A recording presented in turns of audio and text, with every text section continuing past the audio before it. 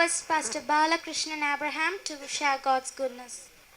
எல்லா துதியும் கனவும் மகிமையும் ஆண்டவர் இயேசுக்கு மட்டும் சொந்தமாவதாக. நான் இங்கே ஷேர் பண்ண உடனே யோசித்து வரல. ஐயா குரூப்பில் போட்டிருந்தாங்க, யாரெல்லாம் டெஸ்ட்மெண்ட் சொல்லணுமோ முன்னாடி சொல்லுங்கன்னு சொன்னாங்க.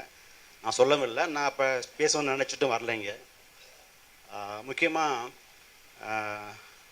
நான் 30 வருஷம் கிறிஸ்தவனாக இருக்கேன்.